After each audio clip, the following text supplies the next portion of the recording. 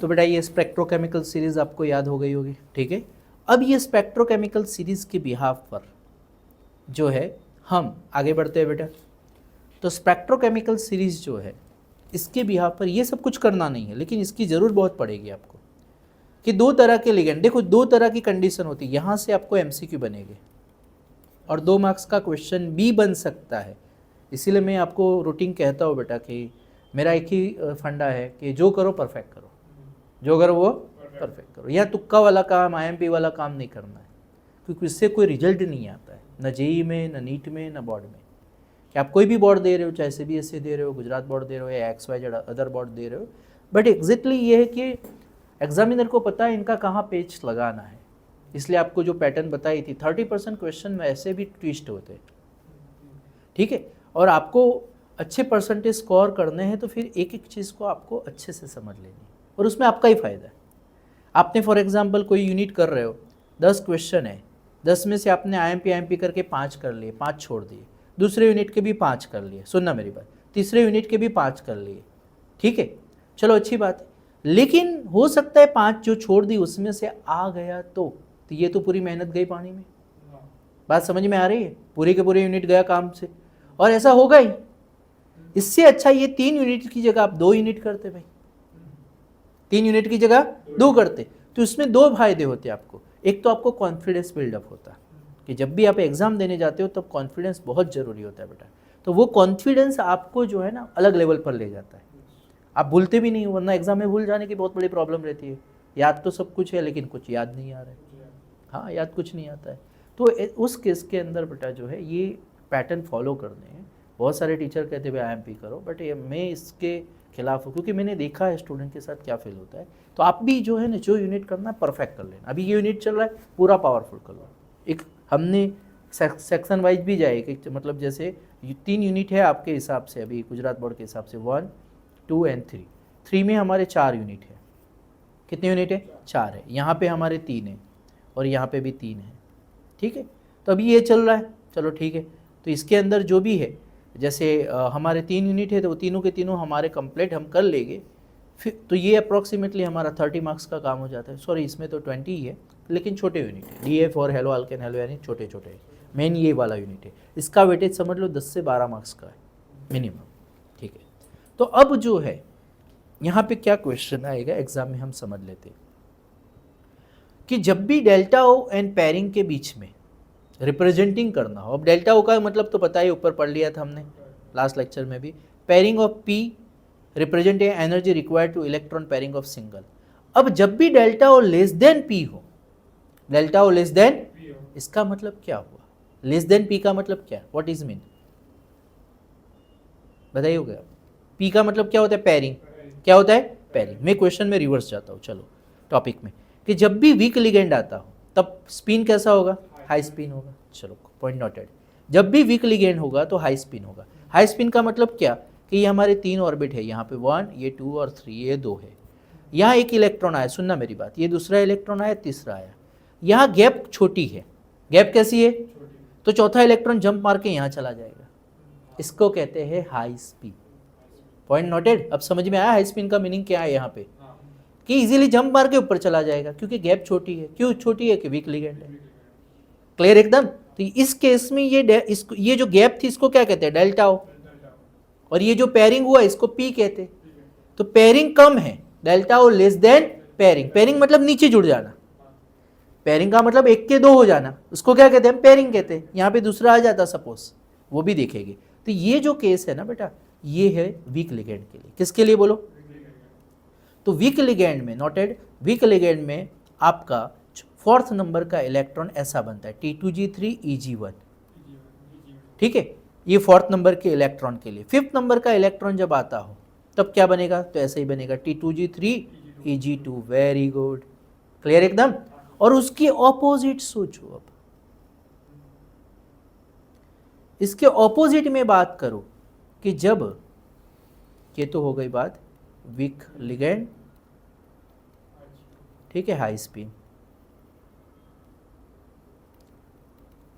और जब इसके अंदर स्ट्रॉन्ग लिगेंड आ जाता है तब क्या हो जाएगा? लो स्पिन हो जाएगा।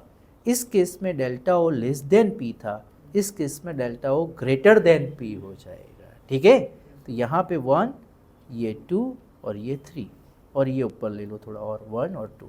तो इस केस में ये डेल्टा ओ जो है बेटा वो बहुत बढ़ गया।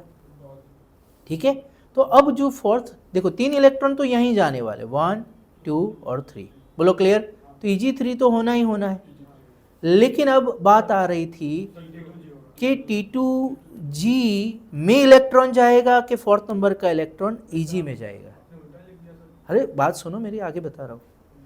अब यहाँ पे फोर्थ नंबर का इलेक्ट्रॉन कहाँ जाएगा, सोच समझ के बताओ। तो फोर्थ नंबर का इलेक्ट्रॉन यहाँ जाएगा, तो T2G के बजाय मतलब यहाँ पे हम बना देंगे, ये थर्ड इलेक्ट्रॉन तक की बात करी थी मैंने, ये जो बात की थी वो थर्ड की बात करी थी। फोर्थ नंबर का इलेक्ट्रॉन जो आता है बेटा, तो इस केस में Eg4 T2G, सॉरी T2G यहाँ पे लिखेंगे, T2G3 Eg0 हो जाएगा। यहाँ पे हमारा वेरी गुड, तो यहाँ पे हमारा जो है T2G4 Eg0 हो जाएगा। बोलो क्लियर। तो यहाँ 6 तक तो यही बनेगा, देखो 1 2 3 4 5 6 तक, फिर इसकी बारी आएगी। हाँ, तो अब यहाँ से MCQ कैसे बनाएंगे। When 8 number electron enter in strong ligand, what is possible of the arrangement. तो T2G ये कुछ भी दे दिया हमें। बात समझ में आई आपको, क्या करेंगे कैसे करेंगे, यस और नो, एनी डाउट। ठीक है, चलो एक क्वेश्चन प्रैक्टिस के लिए मुझे बता दो। चलो हम ले लेते हैं फॉर एग्जांपल,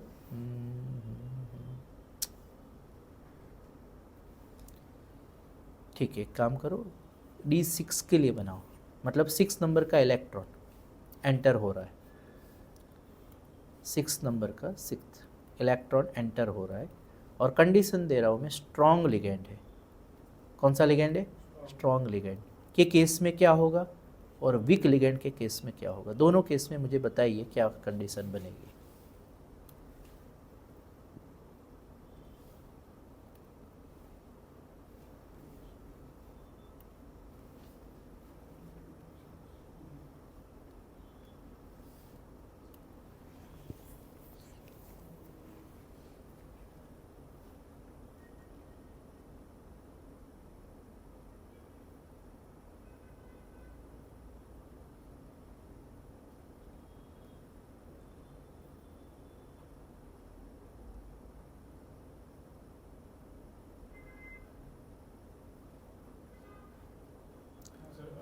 स्ट्रॉन्ग लिगेंड में होगा T2G6 और Eg0, वेरी नाइस, और वीक लिगेंड में होगा T2G3 और Eg3।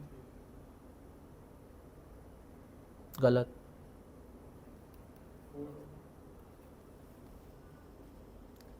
टोटल 5 है ना, पहले 1 1 1 1, बात समझे। देखो यहाँ पे समझो, ऐसा है, यहाँ पे 1, ठीक है, यहाँ 2, यहाँ 3, यहाँ 4, यहाँ 5। अब 6 नंबर का कहाँ जाएगा, तो नीचे, समझे। ठीक है, तो T2G4 Eg2 होगा। क्लियर एकदम। तो ये कॉन्सेप्ट भी क्लियर हो गया बेटा कि स्ट्रॉन्ग लिगेंड किसको कहते हैं, वीक कह दो कि इसको कहते हैं, स्पेक्ट्रोकेमिकल सीरीज क्या है, एज वेल एज जो है उसके बिहाफ पर हमारा 2 मार्क्स का ये क्वेश्चन बन सकता है डेल्टा ओ एंड पेयरिंग के बीच में, तो वो भी मैंने बता दिया। MCQ कैसे बनेंगे वो भी बता दिया। अब ये क्वेश्चन पूछते नहीं है बट हम समझ लेते, इसमें खाली कुछ करना नहीं है, सेम टू सेम वही थियरी है, लेकिन ये है टेट्राहेड्रल के लिए। किसके लिए बोलो बेटा, ये केस एज इट, ये केस एज इट, मतलब फर्स्ट जो 4 पॉइंट बनाए थे वो कॉमन रहेंगे ऐसे ही कि ग्राउंड स्टेट इलेक्ट्रॉन अराउंड हो, लेकिन इसके अंदर जब टेट्राहेड्रल में रिवर्स हो जाता है। देखो आप ध्यान से देखो, Eg नीचे आ गए, T2G ऊपर हो गए, बस इतना डिफरेंट करना है, बाकी सब एज इट, बाकी सब एज इट रहेगा, नो चेंज। क्लियर एकदम, बाकी सब एज इट रहने वाला है, तो ये ध्यान रखना बेटा। और ये जो है ये टेट्राहेड्रल में देखने को मिलेगा, क्लियर, स्क्वायर प्लेनर में नहीं मिलेगा, वो पता होना चाहिए। In tetrahedral coordination unity formation of d orbit splitting inverted similar compare to octahedral split, ठीक है, सेम लिगेंड, यही सारी बातें लिखी है। तो ये पॉइंट ध्यान रखना कि G subscript is use for the octahedral and square planar complex which have same, since tetrahedral lack symmetry G is not used by energy level, clear। तो ये पॉइंट यहाँ पे है, तो थोड़ा ध्यान रख लेना। जो लो स्पिन और हाई स्पिन वाला है सर ऑक्टेहेड्रल के लिए, वो टेट्राहेड्रल के लिए सब के लिए वो तो लगाएगा, कॉन्सेप्ट तो लगेगा, वो तो सब में लगने वाला है, वो तो हमने देखा भी ना। एन वो NI वाला एग्जांपल लिया, PT वाला लिया एग्जांपल, PTCN2 Cl2 याद आ रहा है, PTCN2, तो वो साइनाइड है तो स्ट्रॉन्ग लिगेंड है, क्योंकि इसमें जो लास्ट होते हैं ना, वो भी देखो स्ट्रॉन्ग कौन से है, तो वो आपको पता ही है, जो लास्ट में आने वाले हैं वो सब के सब क्या हो गए, स्ट्रॉन्ग हो गए।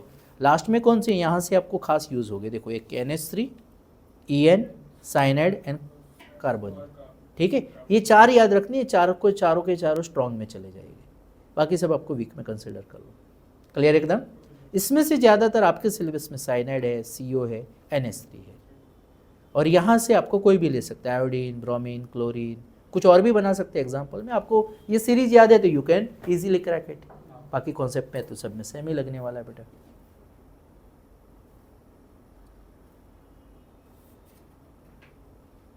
ठीक है, यहाँ तक क्लियर, कोई डाउट? ठीक है, अब जो है नेक्स्ट, इसी के ऊपर से कॉन्सेप्ट और बनता है। कोऑर्डिनेशन के अंदर हमें डिफरेंट टाइप के कलर देखने को मिलते हैं, डिफरेंट टाइप के क्या मिलते हैं, कलर हमें देखने को मिलते हैं। पॉइंट ध्यान रखना बेटा,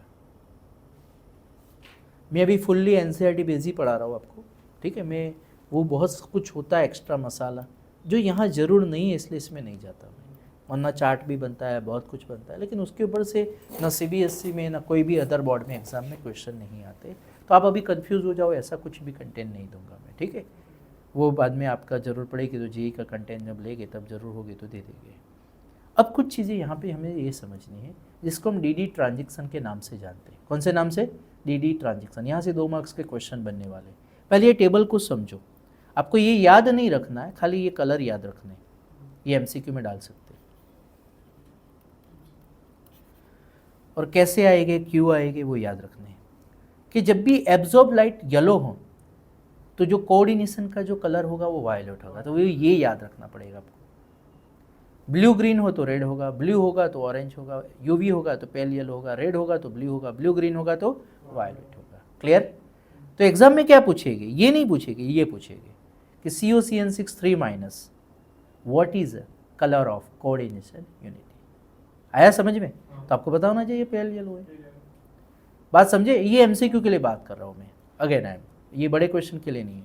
COH242 पर का जो है कलर ऑफ लाइट एब्जॉर्ब्स क्या होता है, तो रेड होता है, बोलो क्लियर। इसका जो कलर ऑफ कोऑर्डिनेशन, जो इसका जो स्ट्रक्चर है, यूनिटी है, उसका कौन सा कलर होगा, ब्लू कलर होगा। Point noted. कैसे MCQ आएगा समझा दिया, इसमें कुछ समझना नहीं है। क्वेश्चन है यहाँ पे, ये जो क्वेश्चन आता है इस तरह से आता है, डिस्क्राइब अबाउट DD ट्रांजेक्शन। कैसे आएगा, डिस्क्राइब अबाउट DD ट्रांजेक्शन। एक तो ये क्वेश्चन ऐसे बनता है, यहाँ से जो बनेगा मैं पूरा लाइन टू लाइन समझेगी। यही क्वेश्चन सेकंड वे से इस तरह आता है। कैसे आता है कि नॉर्मल कंडीशन में TI टिटेनियम कैसा होता है, कलरलेस होता है। कैसा होता है, but when it react with water it become a violet. Why, explain it. Explain कि टिटेनियम जो है वो कलरलेस है, और वाटर के साथ जब उसको रिएक्शन करने में आती है तो वायोलेट कलर बन जाता है। वाई, तो हम समझते हैं। तो यहाँ से पॉइंट वाइज ही जाएंगे। Colour of coordination compound can be readily explain by CFT, crystal field theory को यूज करके हम एक्सप्लेन कर सकते हैं। कैसे? For example TiH263+, hexa aqua titanium 3+, ठीक है, कि which is a violet in colour. In coordination complex where is a single electron. अब देखो यहाँ पे Ti3+ है ना, इसका इलेक्ट्रॉनिक कॉन्फ़िगरेशन बनाओ क्या बनेगा, आर्गॉन 3D 4s 0 होगा। यहाँ टिटेनियम का एटॉमिक नंबर 22 है, 22 में से 3 गए तो कितने रहेंगे, बोलो 19। एक ही इलेक्ट्रॉन बचा, 3D1 में एक ही बचेगा। कितना बचेगा, क्योंकि नहीं पता है तो पहले ये बना दो जनरल वाले, वो याद होना चाहिए 1 to 30 बेटा, अदरवाइज ये प्रॉब्लम आएगी। ऐसा होगा, 18 और 2 20 और 22, इसमें से 3 गए तो 3D1 रहा। तो ग्राउंड स्टेट में, पॉइंट नोटेड, ग्राउंड स्टेट के अंदर एक ही इलेक्ट्रॉन होगा। कितना होगा? ठीक है, T2G1 में। जब इसको एनर्जी मिलेगी, क्या मिलेगी? एनर्जी जब इसको मिलेगी तो ये ग्राउंड स्टेट में जो इलेक्ट्रॉन है वो एक्साइटेड कंडीशन में जाएगा। कहाँ जाएगा? क्लियर? तो ये है डी ऑर्बिट, ये भी डी ऑर्बिट है। ओके, तो डी ऑर्बिट में से डी ऑर्बिट में ट्रांजिशन कर रहा है। क्या कर रहा है? बात समझे? ग्राउंड स्टेट से एक्साइटेड कंडीशन में जा रहा है, मतलब डी से डी में जा रहा है। किसकी वजह से? एनर्जी की वजह से। जैसे एनर्जी वो हो जाएगी वो वापस ग्राउंड स्टेट में आ जाएगा। तो ड्यू टू दिस रीजन ये इलेक्ट्रॉन का ग्राउंड से एक्साइटेड में जंप करना, वापस आना, इसी को डी डी ट्रांजिशन कहते हैं। और इसी की वजह से we observes different type of colour in different coordination compound. Clear? Point noted? तो यही पॉइंट यहाँ पे लिखा है। Next point number 2, in octahedral complex Ti के अंदर डी ऑर्बिट में T2G में एक इलेक्ट्रॉन है ग्राउंड स्टेट में। The next higher state available for electron is empty Eg। If the light correspond to the energy, जब उसको एनर्जी मिलेगी, blue green region is absorbed by the complex. Clear एकदम? And it would be become a T2G1 Eg1 से T2G0 Eg1 which is known as a D transition. और इसी की वजह से हमें कलर देखने को मिलता है। बोलो, any doubt? Any doubt? Point noted. First point कि CFT के बेस पर हम कलर को प्रूव कर सकते हैं। एग्जाम्पल लिया TiH263+, ग्राउंड स्टेट में कलरलेस होता है Ti, भले ये पॉइंट नहीं लिखा है लेकिन ध्यान रखना है। फिर उसके जब वाटर के साथ मिला के कॉम्प्लेक्स बनाते हैं तब Ti का ऑक्सीडेशन स्टेट 1+1 हो जाता है, मतलब +3 हो जाता है। तो T2G में एक इलेक्ट्रॉन होता है ग्राउंड स्टेट में और Eg0। जब उसको एनर्जी मिलती है लाइट के फॉर्म में, ठीक है, E=H, फॉर्मूला पता ही आपको, 11th में पढ़ गए, फोटोन एनर्जी। तो जब इसको एनर्जी मिलेगी तो ग्राउंड स्टेट में जो इलेक्ट्रॉन है वो एनर्जी एब्जॉर्ब्स करेगा। वो एनर्जी एब्जॉर्ब मतलब वो एक रीजन एब्जॉर्ब्स कर रहा है। बात समझ में आ रही है? जो लाइट आती है, लाइट में क्या है हमें पता है ना, विबग्योर, वो जो क्या कहते हैं गुजराती में, जानी वाली पीनारा। जो लाइट आती है व्हाइट लाइट, वो 7 कलर, वायोलेट, याद है ना विबग्योर के हम। तो वो जो डिफरेंट कलर है उसमें से कौन सा कलर एब्जॉर्ब्स कर रहा है, बात समझे? उसी के हिसाब से सामने रिफ्लेक्ट करेगा और उसी की वजह से वो कलर शो करता है। बात समझे? तो यही पॉइंट लिखा है। It would B T2G1, the complex appear violet in colour, the crystal field theory orbit colour of coordination compound is a D transition. बोलो, क्लियर? एकदम समझ में आ गया? यही यहाँ पे बनाया इमेज देखो, ये ग्राउंड स्टेट में, एक्साइटेड स्टेट में, एकदम क्लियर ना? ओके ओके, अभी ये थियरी और कंटिन्यू है, ध्यान रखना। अब इसमें आगे ये कहते हैं, सपोज ये जो TiH2O6 था, इसको हमने हीट कर देते, गर्म कर देते, तो पानी दूर हो जाएगा, तो क्या आ जाएगा वापस? टिटेनियम। तो ये वायोलेट कलर में से कलरलेस बन जाएगा। क्या बन जाएगा? जो मैंने पहले पॉइंट में समझा दिया था। It is important note that, यहाँ पीछे दिया है, absence of ligand crystal field theory does not occur, hence the substance become a colourless. For example, removal of the water on heating, it become a colourless. यहाँ ये theory finish है। जब D transition पूछे तो यहाँ तक ही लिखना है। क्लियर एकदम? और भी एग्जाम्पल है नोटेड, वो MCQ में आ सकते, बट एग्जाम में ये क्वेश्चन 2 मार्क्स में पूछे या 3 मार्क्स में पूछे तो यहाँ तक लिख लो, सफिशिएंट। इसमें ये ड्रॉ करना है, ये बनाना है, ठीक है? तो यहाँ तक जो भी पॉइंट बनते हो, यहाँ तक हमारा 1 2 ये 3 पॉइंट, तो ये हमारा 4th पॉइंट बन गया। क्लियर एकदम? 4 या 5 पॉइंट में आप उसको डिवाइड कर लो according to I explain it. Clear एकदम? डी ट्रांजेक्शन समझ में आ गया? बोलो, कोई डाउट है? ओके।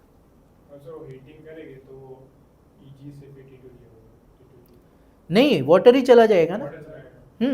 तो फिर वो नॉर्मल कंडीशन में आ गया। मेटल अकेला बैठा है तो क्या करेगा? अभी तो सबके सब एक ही 5 बैठे हैं।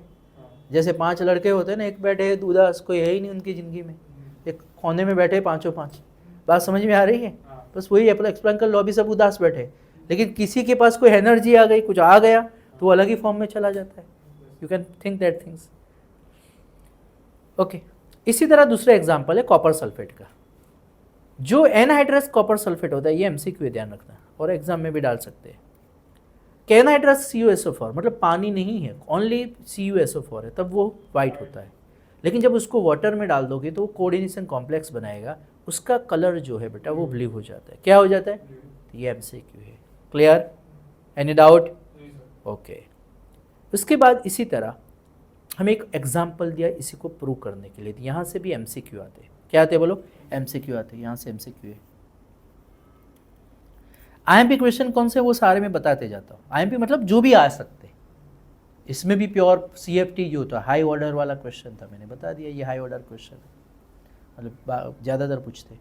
अब एग्जाम्पल के लिए हमने लिया NiH262+ हेक्सा एक्वा निकल, ठीक है, जिसका कलर कौन सा है? ग्रीन है। अब इसमें क्या कर रहे हैं हम? एक्सपेरिमेंट कर रहे हैं कि लिगेंड चेंज कर रहे हैं, तो क्या क्या चेंज होगा? देखो EN को अंदर डाला, वाटर 2 बाहर का निकाल दिए, तो ग्रीन कलर से पेल ब्लू हो गया। फिर वापस एक और EN डाला तो पेल ब्लू से पर्पल ब्लू हो गया, और EN एक और डाल दिया तो वायोलेट कलर हो गया। बस यही तो पॉइंट है और नथिंग। क्लियर एकदम? तो ये पूरा याद करना है, तो एग्जाम में 2 मार्क्स में भी आ जाए तो आना चाहिए कि वेन एवर हेक्सा एक्वा निकल react with EN in different proportion what will be possible in colour. तो ये हमारा पॉइंट हो गया। 3 रिएक्शन लिख लो, नथिंग एल्स। एकदम क्लियर? कोई डाउट है इसमें? और ये थियरी हम किससे प्रूव कर सकते हैं? CFT से, क्योंकि इसके अंदर जो है लिगेंड चेंज हो रहे, लिगेंड चेंज होगा तो अभी पढ़ लिया हमने आगे थियरी में कि उसकी जो है स्प्लिटिंग चेंज हो जाएगी, तो उसी की बिहाफ पर ये कलर चेंज होता है। बोलो क्लियर एकदम? डन एकदम? कोई डाउट है बोलो कोई थियरी में? उसके बाद इसका एक लास्ट जो पोर्शन था वो देख लेते हैं, इसका लिमिटेशन। तो यहाँ पे ये CFT कंप्लीट हो जाती है, लिमिटेशन ऑफ CFT। तो फर्स्ट इसका जो क्या क्या अच्छा काम किया वो एक्सप्लेन किया। क्रिस्टल फील्ड थियरी से हम स्ट्रक्चर के बारे में, colour, magnetic property, coordination compound का लार्ज एक्सटेंट हम जान सकते हैं। From the assumption that ligand are a point charged, clear, it follow the anionic ligand should exert the greatest splitting effect. Anionic ligand actually are found in the low and the spectrochemical series. It does not take the account to covalent character. इसने covalent character को consider नहीं किया। क्यों नहीं किया वो नहीं समझाया उसने। Between the ligand and center. These are the some of weakness of the CFT which are explained in the LFT और OR theory में। क्या weakness थी? 2 weakness I. Again I am repeat. Spectrochemical series में ये negative वाले ही क्यों पीछे है? वो क्यों वीक है? रीजन तो पता होना चाहिए। बात समझे आप? तो क्यों, देखो क्यों तो हर जगह लगेगा, साइंस है तो क्यों लगना ही नहीं है, वाई तो लगेगा ही लगेगा। क्यों? तो यही पॉइंट यहाँ लिखा है कि anionic ligand actually found a low in a spectrochemical series. तो क्यों लो है बताइए, हमें एक्सप्लेन दीजिए। वो नहीं दे पाए। दूसरी बात, however from assumption the ligand are the point charged, it follow that anionic ligand should extend the greatest splitting effect. Anionic ligand actually are found at the low and the spectrochemical series. वही ज़्यादा split कर रहे हैं, मतलब jump मार रहे हैं। तो क्यों कर रहे हैं, कैसे कर रहे हैं, कुछ एक्सप्लेनेशन नहीं दे पाए। जो स्ट्रॉन्ग बने उसके बारे में भी नहीं दे पाए। तो शॉर्ट में स्पेक्ट्रोकेमिकल सीरीज का जो परफेक्ट डेटा इसने नहीं दिया CFT ने। बाकी सब तो परफेक्ट काम किया, बाकी सब तो परफेक्ट दे दिया, लेकिन ये क्यों भाई, ये क्यों? कुछ तो रीजन होना चाहिए ना कि भाई फ्लोरीन क्यों वीक है, साइनाइड क्यों स्ट्रॉन्ग है, ये भी तो नेगेटिव है, ये भी नेगेटिव है। लो तो क्या रीज़न है आपके पास? तो कुछ रीज़न नहीं है, कुछ तो वजह होनी चाहिए थी इसके पीछे। तो वो क्या वजह है वो एक्सप्लेन नहीं कर पाए, और यही इसकी लिमिटेशन है। बोलो क्लियर? तो यहाँ पे हमारी ये CFT कंप्लीट हो जाती है बेटा, क्रिस्टल फील्ड थियरी जो मोस्ट IMP थी। ओके, तो देखो इसके ऊपर से एक क्वेश्चन बनते हैं। सारे इंटेक्स तो करने ही करने, आपको क्वेश्चन जो बनाए ना, जो क्वेश्चन वहाँ से होते लिख ही लेना। देखो ये क्वेश्चन हमने कर लिया है, NiCN4 NiCl4, ये आपको भी कर लेना है। Fe वाला भी है, ये कर लेना IMP है बेटा, जो हमने समझा दिया VBT में। ये सबके सब VBT के ही क्वेश्चन है। Predict the number of unpaired, ये MCQ है। ये 4 बड़े क्वेश्चन थे। Will the hexagonal explain the using crystal field, hexa, ये भी MCQ पैटर्न में ही है दोनों। ठीक है, क्लियर? तो ये ऐसा नहीं आपको बनाना, एक बार देख लेना है क्वेश्चन को तो आपको आ ही जाएगा समझ में। नहीं आता है तो मुझे पूछ लेना है, बट क्वेश्चन सारे कंप्लीट करने हैं इंटेक्स के, एक भी नहीं छोड़ना है। No one, not a single one. ठीक है, तो ये मैं आपके नोट में चेक करूँगा।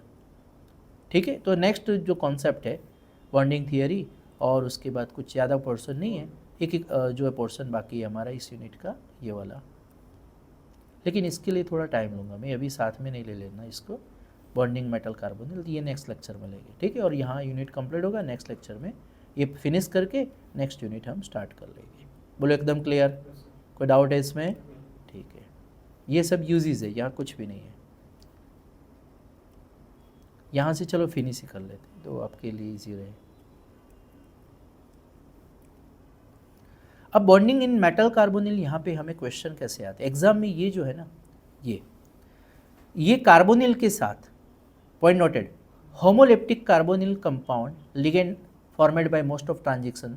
तो जब कार्बोनिल के साथ जब मेटल जुड़ता है तो डिफरेंट टाइप के मेटल कार्बोनिल बनते हैं, इसीलिए लिखा है मेटल कार्बोनिल। जैसे टेट्रा कार्बोनिल, पेंटा कार्बोनिल, ट्राइगोनल पिरामिडल, ये सारे के सारे हमें दिए हैं। अब यहाँ से क्वेश्चन कैसे आएगा, तो यहाँ से क्वेश्चन ये वाले आते हैं, ठीक है, याद रखना है। क्या पूछेगी एग्जाम में? स्ट्रक्चर। क्या पूछेगी? Describe about metal carbonyl. तो हमें सीधा यहाँ आ जाना है कि जब वो बनाएगा तो ये टेट्राहेड्रल बना, 5 के साथ ट्राइगोनल बाई पिरामिडल बना, 6 के साथ ऑक्टाहेड्रल बना। जब वो दो दो साथ में जुड़ जाते हैं, क्लियर, तो डी ये देखा है, deca carbonyl dimanganese 0 made of the square pyramidal MnCO5 Mn वाला, ठीक है। तो ये हमें खाली एग्जाम्पल दिए और इसके स्ट्रक्चर दिए, कुछ भी नहीं, हमें इसको याद कर लेने हैं, नथिंग एल्स, इसमें कुछ भी नहीं है बेटा। यहाँ से कोई क्वेश्चन नहीं है, एप्लीकेशन नहीं है तो रीड कर लेनी है, इसमें से कोई एप्लीकेशन में कोई क्वेश्चन इतने खास नहीं है, बट फिर भी देख लेने, MCQ आते हैं इसमें से भी।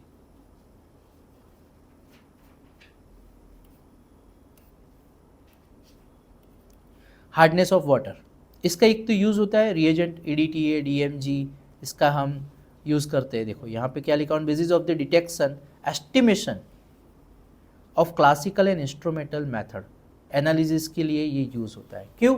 कि हम जैसे आप टाइट्रेशन करोगे तो टाइट्रेशन में क्या होता है, कलर चेंज होता है, कलरलेस से पिंक कलर, ग्रीन कलर, जो भी कलर होता हो, ठीक है। नॉर्मली आपका जो है पिंक होता है।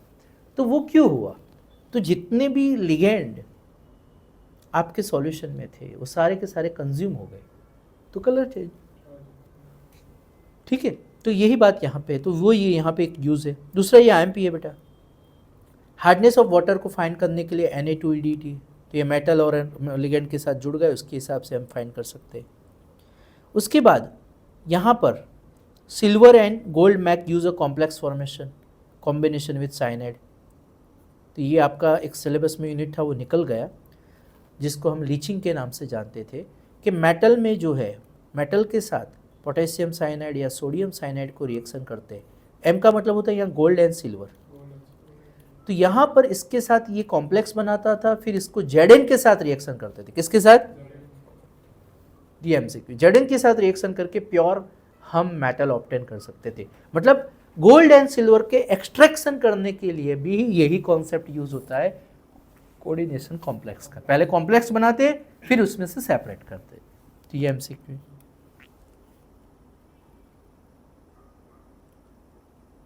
इसी तरह निकल को प्योर करने के लिए निकल कार्बोनिल। इसी तरह बेटा जो है विटामिन B12, इसके अंदर खास यूज होता है, ध्यान रखना है बेटा हमें। इसके अंदर जो ये विटामिन B12 क्या है, वो भी कोऑर्डिनेशन कॉम्प्लेक्स का ही एग्जाम्पल है। हीमोग्लोबिन, ठीक है, ये सारे एग्जाम्पल याद रखना है। Are use in catalysis of many, बहुत सारे कैटालिस में यूज होता है। दिस वन विल्किंसन कैटालिस, ये याद रखना है MCQ बेटा।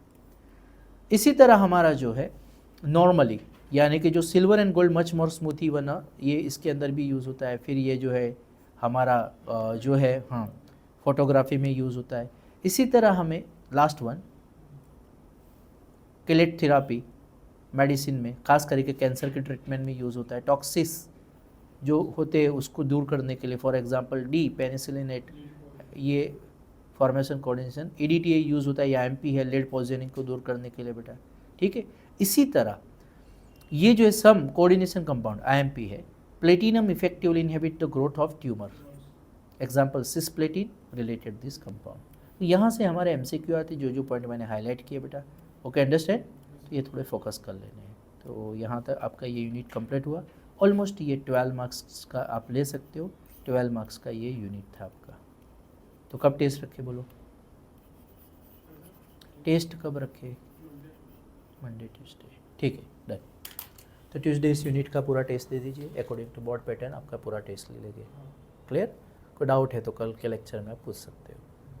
कल आपका लेक्चर जो है कितने बजे, वो वाला लेक्चर 5 बजे है ना? हाँ, तो अपना मैं टाइम डाल दूंगा, बट 99% 3:30 बजे होगा, 99% 3:30 होगा। If the change I can update you. ठीक है, थैंक यू।